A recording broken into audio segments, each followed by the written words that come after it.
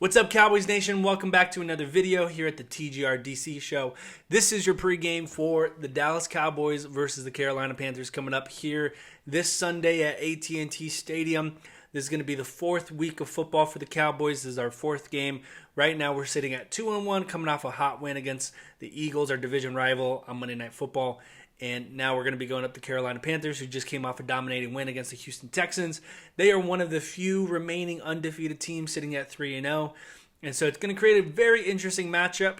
We hardly see the Panthers, so every time we see them, they have a different looking team, different quarterback at this position. And so right now they're firing on all cylinders. They're at 3-0.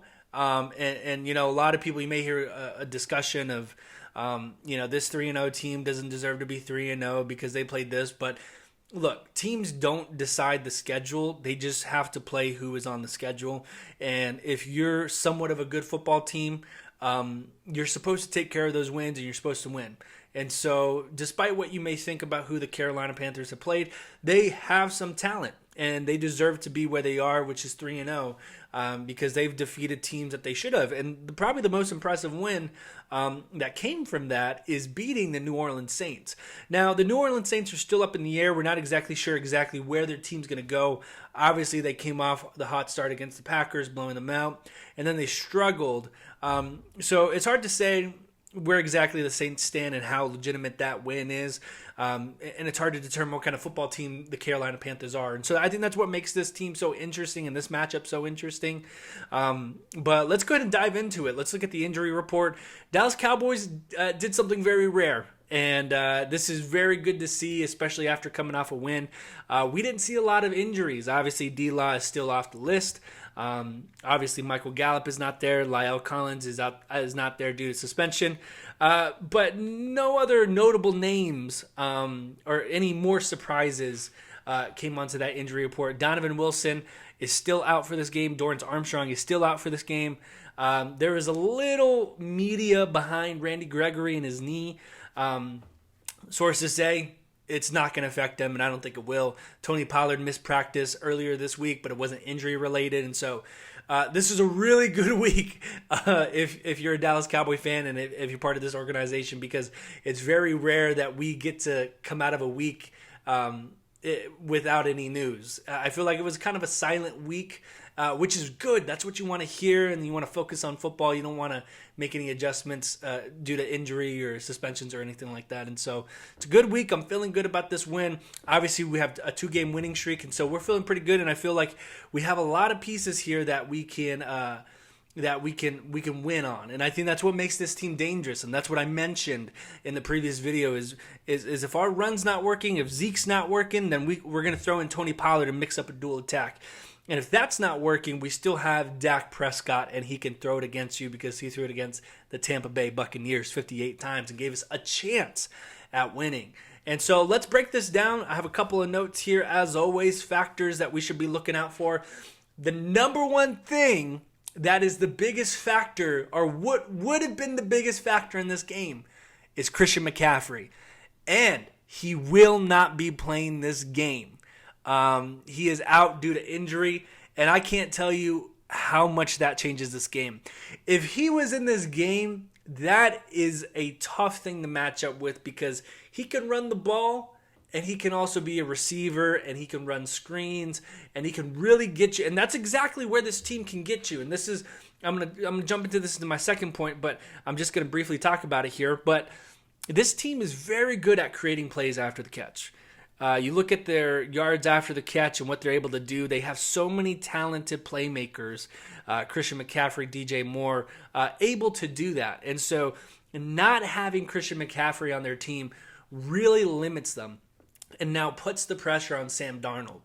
Now, I looked at a few highlights here, and I actually saw a little bit of that Houston Texan Carolina Panther game last Thursday night. When Christian McCaffrey came out, you notice a lot of the weight went back to Sam Darnold, as it should have.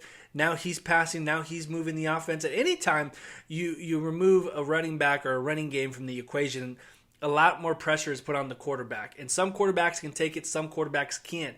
And I noticed that they struggled there for a little bit, but obviously they were able to win and carry away the win just because they're more talented and they were playing the Houston Texans. And so, with that being said, it's the same game plan. It's generating pressure. Sam Darnold can get mobile. He can extend the play. But if we can keep him pressured most of the game, kind of how like we did with Jalen Hurts, we put ourselves in a very successful position to win this game. If you look at their offense, they're running a lot of play action and a lot of rollouts. That's something that we necessarily haven't seen since Tampa Bay. And Tampa Bay did a great job running that play action against us. They had a lot of plays that they were able to score on with the play action. Justin Herbert, a lot of that was empty gun, shotgun, and then with Jalen Hurts, a lot of options. And so with this game, I think it brings up an interesting task, which I think is probably a little bit of a weak point in this defense that we haven't seen since week one, is the ability to roll out, the ability to extend the play, the ability to let their receivers run their routes. Our defensive backs, they're aggressive, which is great and what you want to see, and they're ball hawks. But can they keep that consistent defense and that coverage on these receivers that are very talented, obviously, at extending the play and running their routes and getting open? And so that's going to be the main key of the game, is our pressure going to eliminate that? And on the rollouts, do we have Michael Parsons rolling with him, forcing Sam Darnold to make a tough throw? It's those key moments that we're going to see on Sunday that really matter and really going to judge the game. And so, and another thing, like I said, talented playmakers for Carolina. Are we going to be able to limit the amount of plays that they're going to make in terms of Darnold getting it to their receivers and them making plays happen based off screens, short passes, crossovers, anything like that?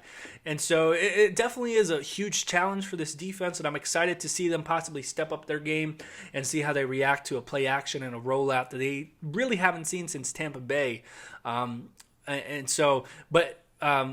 With that being said, it's my expectation that we should be able to take care of business here. And that brings me to my second point here, is the biggest enemy is ourselves. We're a very talented football team. And like I said, we can beat you different ways, run, throw, whatever it may be, and we can take the ball away on defense. But if you look at any of these games and any of these games that the Cowboys have played, and you look at where we've struggled and where it's gotten close, it's really been because we haven't been able to capitalize on opportunities, maybe based off of turnovers. Maybe we exchange it for a 3 instead of a touchdown. And most importantly, the red zone. And so the biggest enemy is ourselves. We can score, we can run, we can do a lot of things on offense. But again, the play call, I'm probably going to be emphasizing this every week. How are we going to start this game? Because here's the thing. We know our winning formula. That's the thing. We've seen 2 games back-to-back where we've won. We saw one game where we lost. The biggest difference is those 2 games had an emphasis on the run and the dual running attack with Zeke and Pollard.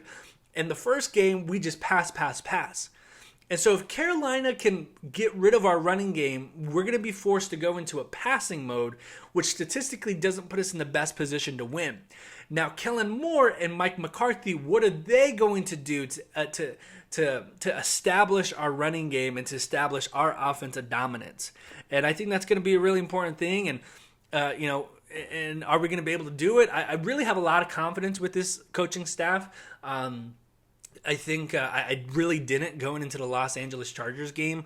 But after those back-to-back wins and what they've been able to do, they've won games that they're supposed to, but they've done it in a good fashion. And so with this game against the Carolina Panthers, I'm not scared at all about the fact that they're 3-0. It's earlier in the season. I mean, the Denver Broncos are undefeated. It's who you play in your schedule. And so I definitely believe we're the more talented team. Right now, we are the more healthy team in terms of saying that we have more of our core players on the field.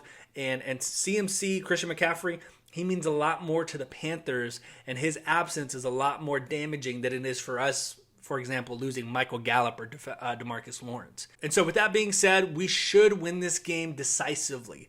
Now, I said that last week against the Eagles, and we won 41-21. Do I expect us to blow out the Panthers? Maybe not 41-21, but I'm seeing a 7-14 point win, a 2-possession win, maybe 10 points or 14 points. It should feel pretty comfortable at the end, where our defense makes a play just to end the game, get it back over. We, kneel the ball, whatever we need to do. So I do expect us going 3-1. In my season prediction video, I had us going 3-1. I have us on a long winning streak, and we got to take advantage, guys. We're at home. We got 3 home games.